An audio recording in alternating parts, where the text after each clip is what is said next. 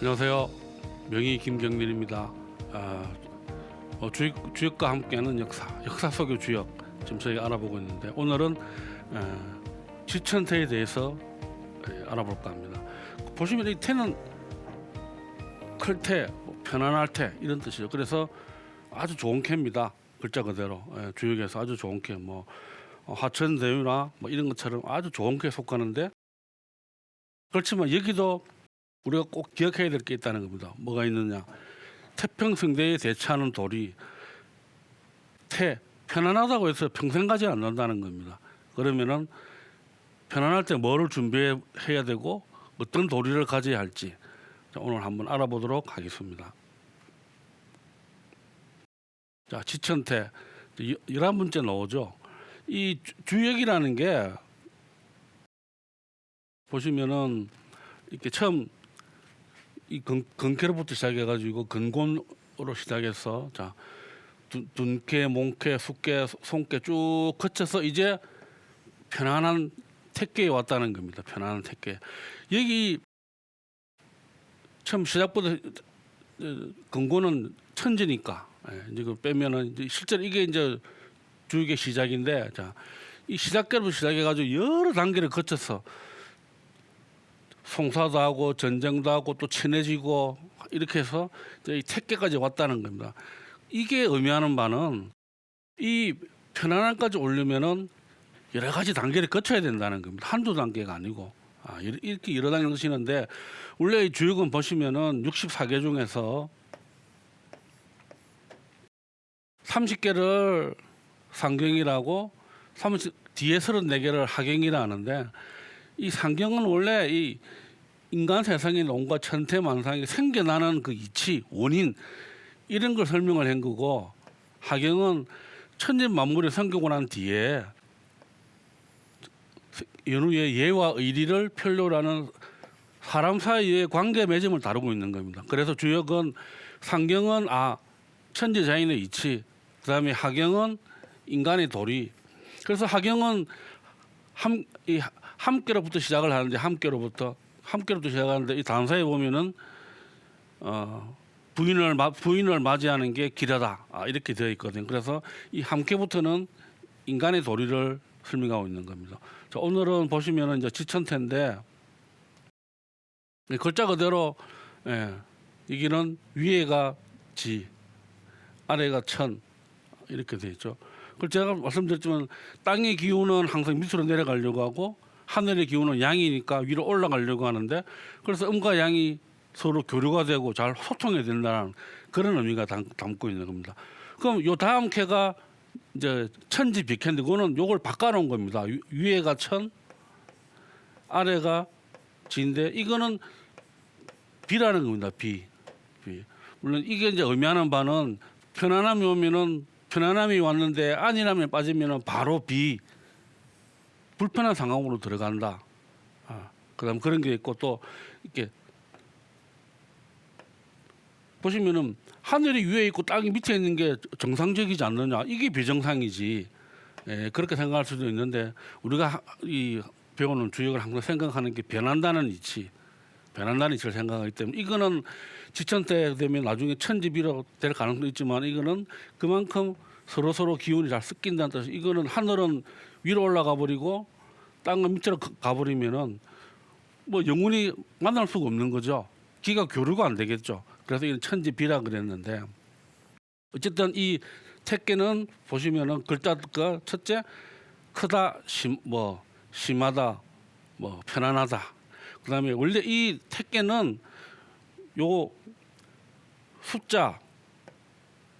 숫자하고 요 밭들 공자 요건 사람, 요건 이제 사람을 뜻합니다. 그래서 사람이 그냥 이렇게 물가에서 손 벌리고 있는 거 그걸 상징을 했는데 이제 뒤에 와서는 편안하다, 안정되다라는 이 가차, 흔히 말하는 뜻을 빌려왔다는 거, 음을 빌려왔다는 거. 가차 글자로 되면서 이게 편안하다, 안정되다는 뜻이 있는데 원래는 크다, 심하다 이런 뜻이었다는 겁니다. 보시면은 괴상은 이제 글자 그대로 하늘과 땅이 사귀는 것이죠. 각각의 기가 잘 섞인다는 겁니다. 위에 거는 밑으로 내려오고 밑에 거는 위로 올라가니까. 예. 사기는 그래서 사귄다는 겁니다. 사태의 모습이다. 임금은 이 괴상을 거울 삼아서 천재의도가 성취되도록 가다듬고 하늘과 땅의 마땅한 법을 만들어 백성을 돕는다. 근데 전체적인 이 한마디로 지천태, 괴의 단사, 괴의 전체적인 의미는 뭐냐면은 소인이 가고 대인이 오니 길하여 형통하다. 예. 소인은 가고 이제 대인의 시대가 왔다는 거예요. 쉽게 말해서 소인은 가고 이제 군자의 시기가 왔죠. 군자. 예. 군자의 시기가 왔다. 이런 뜻입니다. 소인이 가고 대인이 오니 길하여 형통하다. 근데 제가 아까 말씀드렸지만은 길하여 형통하지만 이 내면에 담고 있는 거는 뒷날을 대비를 해야 된다. 이 길하고 형통한 게 오래 가려면 어떻게 해야 되느냐? 그게 이 쾌의 핵심이라는 겁니다. 자, 조사를 보시면은 아까 보시면은 위에는 다 밑에 양양양이 있지 않습니까? 그래서 보시면은 자 이제 양을 뜻하는 구, 예, 구. 그리고 처음이라서 초구, 두 번째, 세 번째 다 양이죠. 예. 근데 이제 이게 좀 문제가 있는 게 이건 조금 여담입니다만은 이 주역은 이 괴산한 효사풀이가 어떤 때 읽어보면 무슨 암호처럼 무슨 말인지 이 일반인들이 이해하기가 진짜 힘들다는 겁니다. 저도 읽어볼 때마다 헷갈리고 뒤져보고 찾아보고 하는데 그만큼 어렵다는 겁니다. 그래서 이거는 책을 보시면은 여러 이 공부를 많이 하시는 선생님들도 보면 해석이 다 제각각입니다. 이거는 제가 이제 한 번씩 제가 농담 삼아서 제 학생들한테 말씀을 드리는데 예를 들어서 한 10만 년 뒤에 어떻게 땅을 파다 보니까 지금 현재 우리가 쓰고 있는 화투가 한 번 나왔다. 그러면 그 사람들이 이게 뭐지? 이거 옛날 책을 뒤져보니까 이게 화투라는 거구나. 이걸 가지고 놀이를 했다는구나. 어떻게 놀이를 했지? 찾아보니까 이게 짝을 지어서 뭐 이렇게 점수를 내는 거다. 이게 이거 보니까 그림이 내가 네 종류씩 비슷한 게 있네. 이런 네 개 중에서 이렇게 찾아가 점수를 내는 모양이다. 이렇게 유추는 할 수 있지만은 그 안에 들어있는 뭐 좀 속된 표현이지만은 뭐 피박이라든지 광박, 뭐 싹쓸이 이런 거는 10만 년 뒤에 사람들은 정확한 자료가 없으면 알 수 없다는 겁니다. 해석이 그게 되겠습니까? 알 수가 없는 거죠. 주역도 똑같은 거라는 겁니다. 지금 우리가 해석하는 게 너무나 옛날 책이고 해석도 제각각이고 자료도 완전하지 않기 때문에 심지어는 이 쾌 순서도 어떤 책에 보면 또 다르게 되어 있죠. 그래서 이 효사풀이가 정말 난해하다는 겁니다. 마찬가지로 괴사도 그렇고.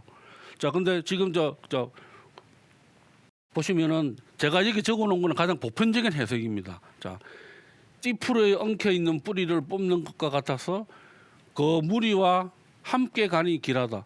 이게 도대체 무슨 말인지 알 수가 없다는 겁니다. 뿌리를 뽑는데 이게 뭔 말인지 도대체 뭔 말? 근데 밑에는 조금 낫습니다. 보면은 더러운 것을 품어주고 황하를 맨몸으로 건너고 멀리 있는 것을 버리지 않고 붕당을 없애면 중정의 도를 빛낼 수 있다. 이거는 좀 이해가 가시죠? 뭐 정확하게 무슨 뜻인지는 모르겠지만은 요렇게 이 네 가지를 하면은 중정의 도를 빛낼 수 있다. 이거는 좀 이해가 쉽게 가죠.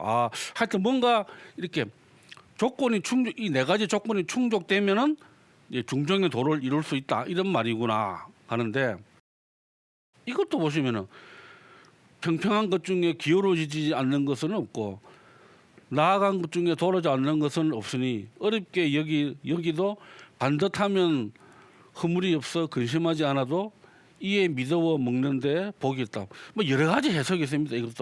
이것도 도대체 무슨 말인지 오락가락한다는 겁니다. 뒤에 것도 보시면은 재빨리 오고 가니 부유하지 않은데도 그 이웃들과 함께하니 경계하지 않아도 믿었다.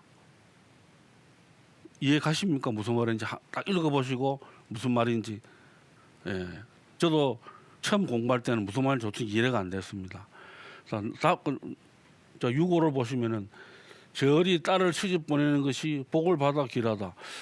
이거는 재열이라는 사람이 딸을 시집 보내는 이야기 같은데, 아니 사람이 딸을 시집 보낸 적이 이게 느닷없이 왜 나왔는지 정말 이 퀘스천 마크죠. 예. 그다음에 성이 무너져 해자로 돌아가는 것이다. 해자는 그 성 앞에 쌓아놓은 그 물 있는 그걸 말하는 거죠. 이렇게 넘어가고 하는 거. 해자로 돌아가는 것이다. 군사를 쓰지 말고 업으로부터 명을 구하는 것이니 반듯해도 안타깝다. 이거는 뭔가 좀 이렇게 보시면은 아 이게 뭔가 좀 이렇게 잘 안 됐다. 뭔가 안 됐다. 이게 좀 뭐 일이 잘 안 풀린 것 같아.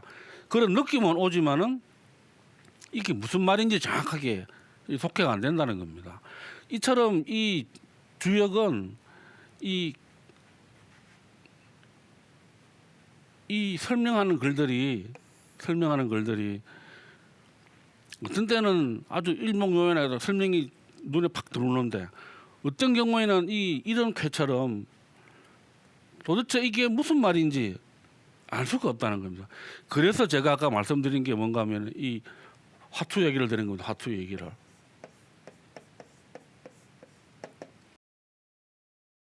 10만 년 뒤에 화투를 발굴을 했다. 그 사람들이 화투의 정확한 논리를 어떻게 알겠습니까? 그냥 대충 추측만 할 뿐이죠. 추측만. 아, 이랬을 것 같아. 하지만은 이 속에 들어있는 진정한 논리의 그 묘미는 알 수가 없다는 겁니다. 주역도 마찬가지입니다. 공자님 시대에 이미 주역이 그처럼 성행을 했는데 그때가 벌써 언제면 벌써 2700년 전 아닙니까? 2700년 전. 그러면은 적어도 3000년은 됐다는 얘기인데 3000년 전에 점천 얘기를 쭉 이렇게 적어놨는데 그걸 갖다가 지금 와가지고 정확히 해석을 하고 어떻게 했는지 이해를 한다. 그럼 불가능하다. 그래서 다 해석이 제각각이 됩니다. 해석이 제각각. 그렇지만은 공부를 많이 하신 분들이 공통적으로 말씀하시는 게 있으니까 이제 주로 저희들은 그걸 따라갈 뿐이지 그 시대에 그 사람들이 했던 거하고는 거리가 있다는 걸 생각하시고 이 문구들이 조금 난해하더라도 뜻을 알려고 노력을 하셔야 된다는 겁니다. 그래서 제가 말씀드리는 게 이렇게 해서는 너무 힘들다. 그래서 제가 항상 말씀드리는 게 차라리 무슨 캐의 뭐 첫 효 이렇게 하면 아 그거는 뭐 무슨 일과 연관이 있다. 두 번째 효는 뭐 조광조의 정치라 비교할 수 있다 이런 식으로 이 효가 의미하는 사람이 바로 이 조광조의 정치를 의미한다. 이렇게 해석을 이해를 하게 되면은 이해하고 받아들이기가 훨씬 쉽다는 겁니다.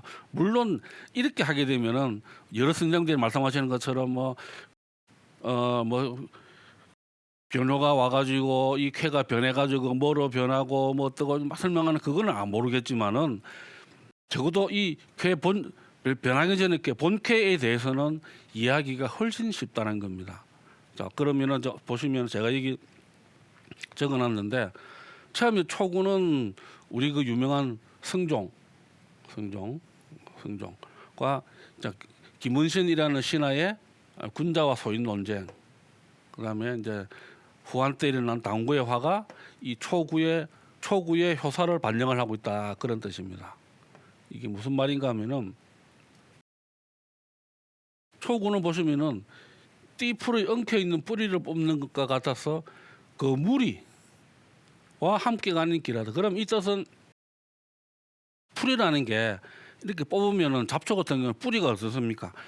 서로서로 막 엉켜 있다는 겁니다. 이렇게. 그래서 뽑으려면은 많은 힘이 들어야 되고 또 뽑으면은 어떻습니까? 힘을 뽑으면은 엄청 올라가서 같은 게 쭈르륵 달로 고방 줄기 하듯이 이렇게 쭈르륵 달로 그래서 그걸 무리를 했다는 겁니다. 무리.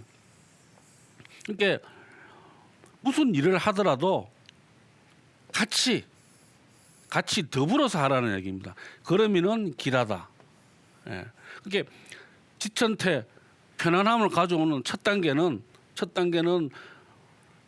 같은 무리와 해야 된다. 아까 그 단사가 그랬죠. 소인은 가고 대인이 온다. 그래가지고 이제 좋은 시대가 왔다는 겁니다. 좋은 시대를 열기 위한 첫 번째 단계가 뭐냐면은 군자나 대인들이 무리를 지어서 무리를 지어서 같이 행동을 해야 된다. 그런 뜻이 담겨 있는 겁니다. 보시면은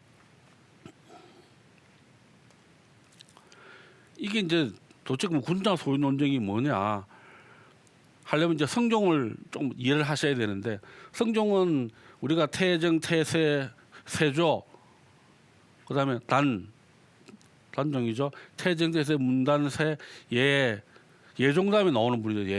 예종 다음에 나오는 분인데, 이 예종이란 분이 왕위에 저기 하시고 1년 조금 있다가 돌아가십니다. 그래서 성종이 원래는 이게 왕위에 오를 적당자가 아니었는데도 불구하고 왕실하고 외척간의 합의에 의해서 왕위에 올랐는데, 그런데 나이가 어리다 보니까 69년에 왕위에는 올랐지만은 76년까지 대왕 대비가 진정을 하게 되죠. 진정을 했는데, 그래서 이게 성종 같은 경우는 보통 왕이 죽고 나면은 다음 왕은 한 3, 8일 있다가 이렇게 즉위를 하는데, 성종은 예종이 죽은 그 당일날 바로 즉위식을 했습니다. 그런데 조금 왜냐하면 정통성이 취약하니까 그렇게 했는데, 뭐 별다른 잡음은 나오지는 않았습니다. 그래서 어쨌든 간에 몇 년 동안은 이 친정을 했는데, 이제 76년에 이제 친정을 시작을 했는데, 77년 9월 5일 이제 경련, 왕이 참가하는 그 학습이죠. 경련에서 사원부 지평이라 그러면은 왕에게 이렇게 아니옵니다 마마 이렇게 할 수 있는 이 체급들 중에서 제일 낮은 체급입니다. 제일 낮은 체급.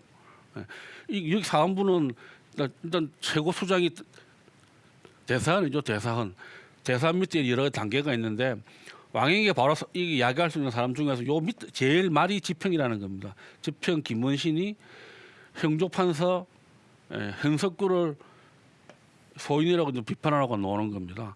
근데 이게 처음은 아니고, 이 이전에도 보면 이 또 지평성건이라는 사람이 이 원상, 이 실제로는 이 성종 시대에는, 성종 초기에는 수렴 청정을 했다고 하지만은 실질적으로는 이 원상이라 해가지고 원로 대신들이 모여서 실제로 정치를 주도를 했습니다. 그래서 그 사람들을 우리가 원상이라고 그러는데, 원상. 그 지평성근이라는 자가 원상 중에서 한 명의 그 유명한 한 명이에요. 그다음에 유자강, 정창손 이런 사람들을 소인으로 거론했는데, 이때는 이때가 1476년이었는데, 이때는 성종이 화를 버럭 내면서 이 말을 막아버립니다. 근데 이때는 성종이 친정한 지 한 1년 정도 지났기 때문에 이제 상당히 좀 노련해져 가지고 이 김원신이랑 드디어 이 논쟁이 벌어지는 겁니다. 근데 이 당시 조선에서는 이 군자하고 소인은 엄청난 차이가 있습니다.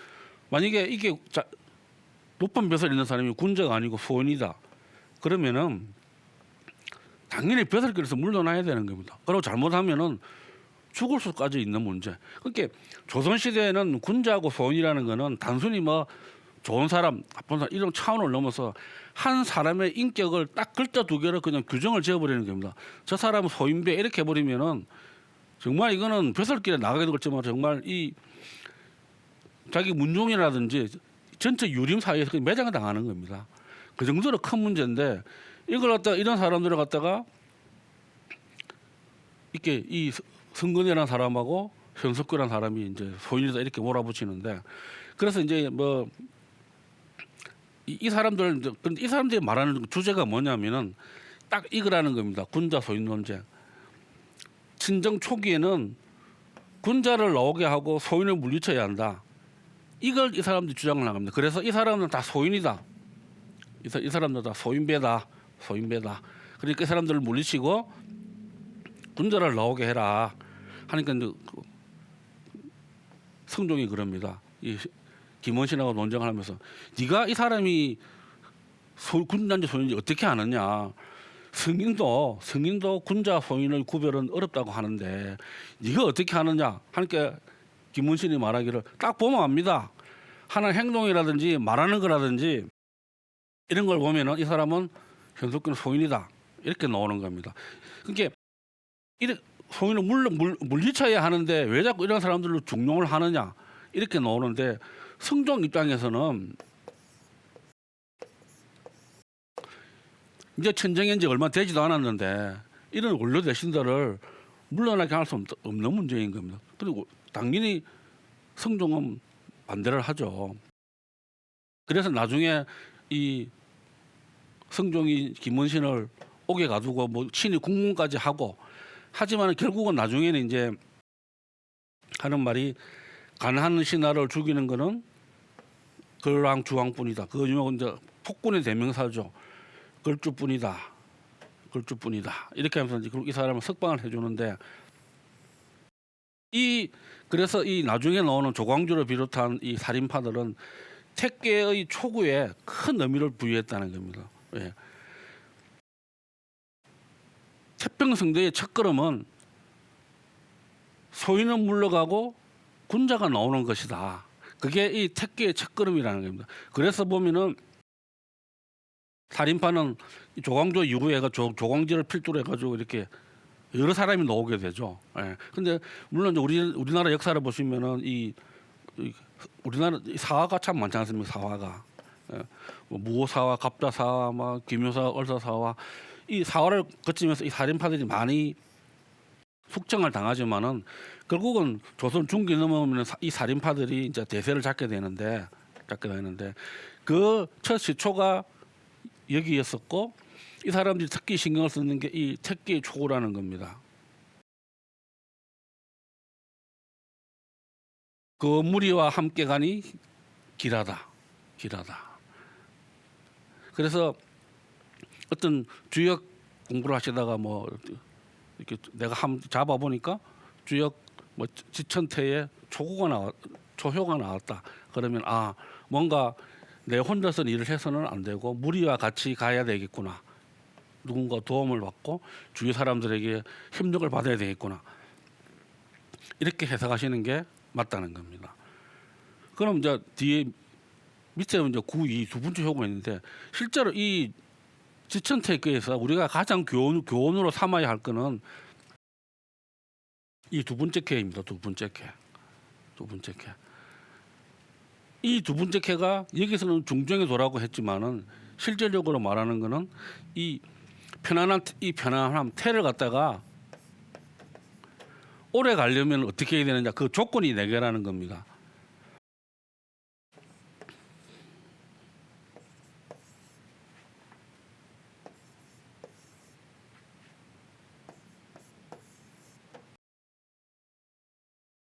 이 네 가지 조건을 갖춰야 이 편안함이 오래 간다는 겁니다. 오래.